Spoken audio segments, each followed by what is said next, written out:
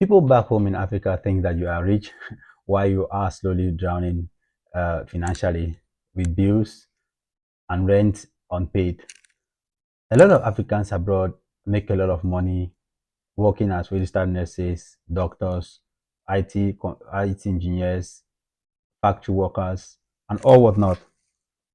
And after working for several years, 15, 20 years, they see that they don't achieve financial freedom, no wealth built over this long period of time.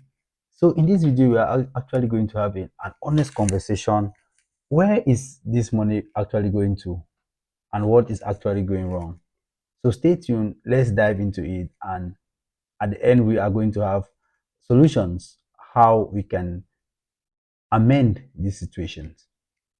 So actually, I'm going to start with the dream. I call it a dream. I remember when I got my resident permit to move to Finland. It was really a unique feeling, the feeling of I'm not going to have financial worries anymore. I'm going to be financially free.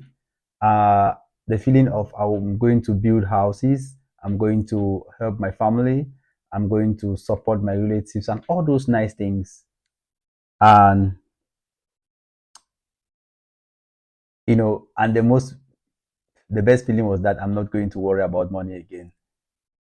But quickly, reality dawned on me when I moved here, and these are the things that nobody actually talks about when they move to Europe or abroad or America. Nobody talks about the loneliness you feel. You miss your family back home. Nobody talks about the long winters, the snowy winters. Nobody actually talks about the expensive apartments despite making more money, the amount you pay as rent. Nobody tells you about the mortgage. Nobody talks about the car loans. Most of us in Africa, when you have a car, it means that you've paid for that car. But most of us abroad, all the cars we are using are finance cars, so we are paying monthly. Nobody talks about all these things. And the pressure that sets in, you know, you hear your relatives start saying that, hey, Carlson, this person you travel with at the same time, this person is already building a house. Carlson, this person has bought a land already. What are you doing? That is actually called untold pressure. Pressure that nobody is actually telling you to buy a house, or nobody is actually telling you to buy a land, but they are telling you that you are behind, that your friends are already doing things, and what are you actually doing? And you are here actually trying to start your own life, and then the pressure of looking successful. That your friend that bought the house, your family, your relatives that all bought the land, they think that that friend that bought the land is already getting successful, and you are lacking behind. And these are the truth about traveling abroad that people actually don't say it. And and you are stuck in some kind of stress that you cannot actually manage. For example, me being an RN here in Finland, uh, let's say I work 14 hours a day, 3 times or 4 times sometimes in a week. Imagine how stressful that is. And earning a decent salary, of course, but I think about my mortgage, the my mortgage that I pay or rent for some people. I think about the bills, the light, the water, electricity, the road taxes, the taxes that you also pay. And then, for example, you tell somebody in Africa that you are earning 4,000 euros, and what 4,000 euros or $4,000 or 4,000 pounds relative to where you are. And that person immediately converts that money to our local currency, and that 4,000 euros or $4,000 actually seem a lot more back there in our local currency than what it is. But the reality is that that 4,000 euros sometimes is even before tax, or let's say it's after tax. So let's imagine you're getting 4,000 euros before tax, and you tell somebody, hey, you're earning that kind of money. They already assume that you are wealthy, you are rich. So, but that's not the reality, because that 4,000 euros includes After tax, maybe that 4,000 euros becomes 3,000 euros quickly. In that 3,000 euros, you have to pay your rent, you have to pay your loans, if you have school fees loan or some sort of loans, and then inside that one, you also have to pay again the road taxes, the insurance for your car. If you have a personal insurance, you have to pay all those things, and you have to feed as well. At the end, you see that that 4,000 euros is actually not really what they think it is. And coming to that, we immigrants abroad, we make a lot of financial mistakes. And I'm going to point those financial mistakes that a lot of us we are making, starting with one.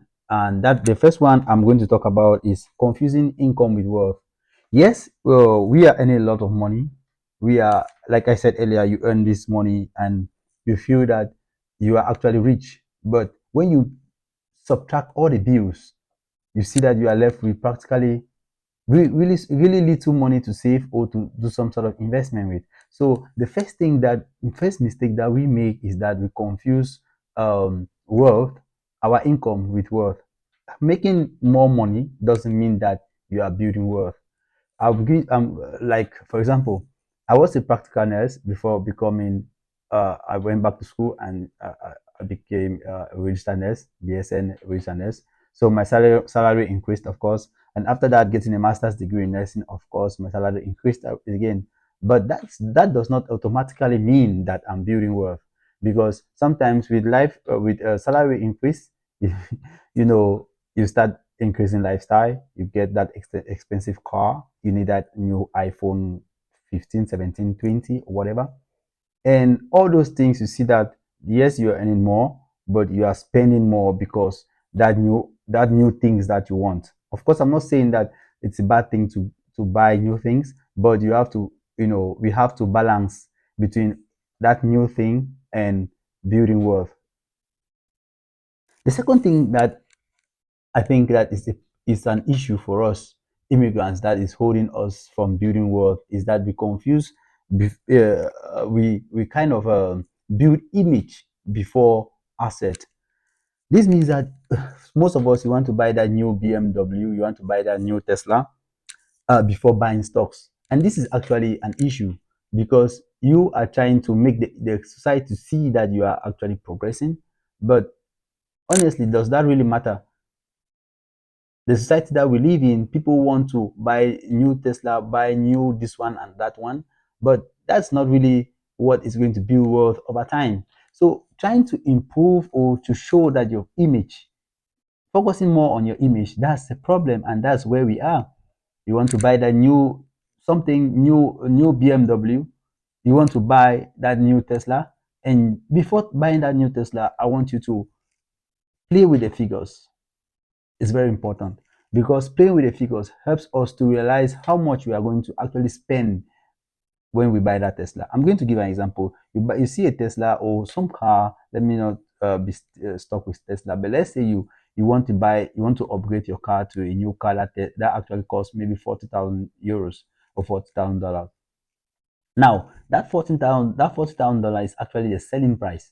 The most often they have not factored in um, the interest rate on that car and all those things. How much are you actually going to spend at the end of buying that car? Most often we don't factor those things in, and this is one of the reasons why these things also keep us financially down. The other thing that is really an issue in our society nowadays is this what is called social validation.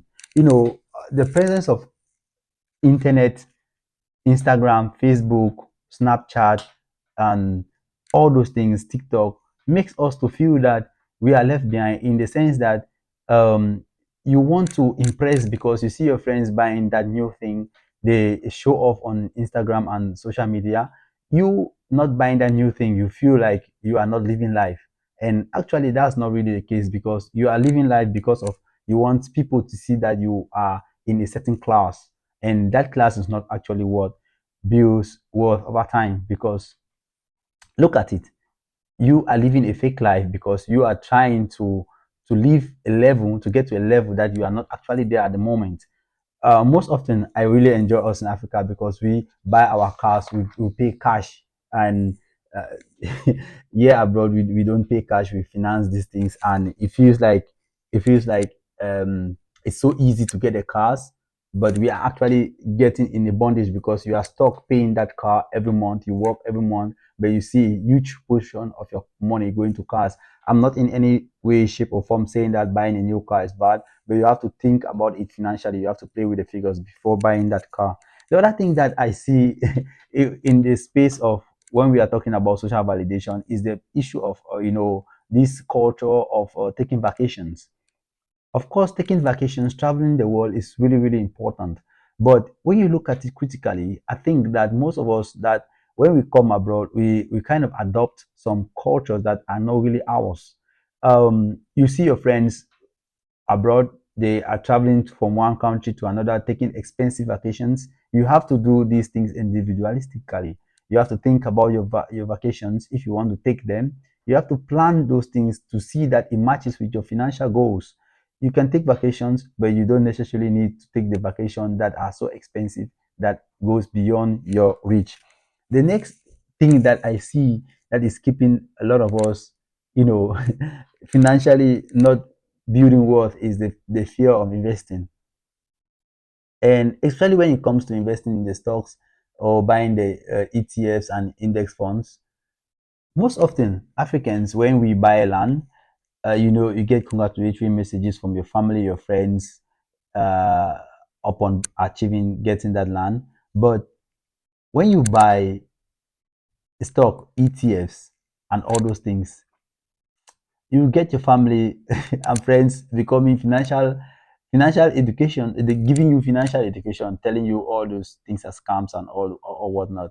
Yes, because we have a history of having been scammed, so we are really, really cautious about those things. I understand it, but it's not actually all the time that investing in ETFs or investing in index funds are wrong things. Actually, it's actually a way to build wealth over a long period of time. When you look at what Warren Buffett have done and other renowned investors like J.L. Collins, you see that that was an investment strategy that they used to build wealth over time. And they said that this the really painful part about all these things, is that we Africans and we immigrants, we sacrifice our youthful ages, we sacrifice time spending with our families, we sacrifice our health by working overtime, and you after all these sacrifices, you get to your age, like let's say 50 years old, and you realize that you have not acquired or you have not built wealth over this time. Now, the question is, what is the solution to these issues? What are the solutions to these issues? And that is the next thing that we are going to talk about. We talk about the solutions to these issues. Talking about the solutions of these issues, what one thing that I've realized that has been beneficial to me is that I try and do everything uh, possible for me to live below my living expenditures. So that's living below my income. What this means is that let's say I'm earning 4,000 euros a month, and after tax I get 3,000. I try to see that that 3,000 matches and is really, really below my living expenditure. So I look and like really examine where I'm living. Is it really good for me? These expenditures, like some extra expenditures, I don't want to make it feel like some expenditures are useless, but not all expenditures are useful. So I try to remove those expenditures that I feel that are not really necessary at that time. I really do well to ensure that I live below my expenditure so I can have enough money to save and invest for my future me. The next thing, talking about investing, the next thing that I see that is a solution to building wealth over time is actually investing consistently. They say that consistent small investment done over time is so important.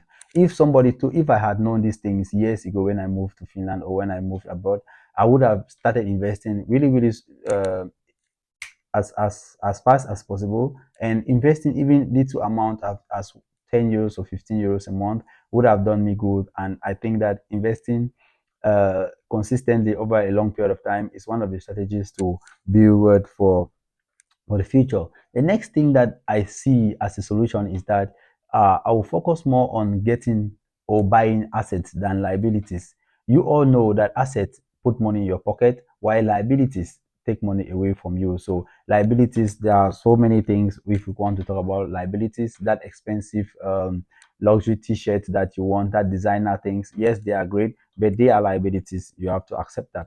Why assets? We talk about stocks. We talk about ETFs. We talk about index funds. We talk about that property that you can buy and that puts money in your pocket. We also talked about the emergency fund that you can also have in your high yield account that is giving you extra cash. And the last thing that I think last point that I think that is so important in building wealth over a long period of time is actually thinking the long term. So when I talk of long term, the goal is actually not to look rich abroad. The goal is actually to build financial freedom. So when we think of getting assets, you talk of, like I said earlier, I talked of index funds like the S&P 500, investing for over a long period of time, let's say 15, 20 years. You can actually, if invested consistently and a certain amount of money every month, you can actually build wealth by doing so. But you should know that building wealth is actually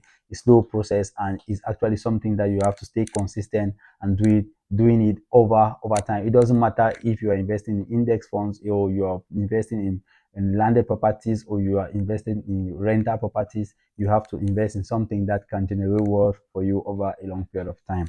And I want to end this video by saying that our parents actually lived survive poverty so that we can actually get a better life. And most of them, sent us to better schools than what they went to. Most of them actually sold their lands, maybe their last landed property that they had, to send us abroad so that we can get a better life for ourselves and for our generations and our children. So it is an opportunity for us not to waste that opportunities or the chances that they have lived their own life in a survival mode and they have tried or they try to see that we kind of amass wealth for ourselves and for our families and for our children. And so the focus shouldn't be to impress people, rather that the focus should be to actually build real wealth that is lasting. Hey guys, if you are an African trying to build wealth or you are trying to get financial freedom, please subscribe to this channel. This is just the beginning of the conversation. We are going to be making lots and lots of videos like this. So do well to subscribe, share, and like this video, and of course, be a part of this community that we are building. See you in the next video.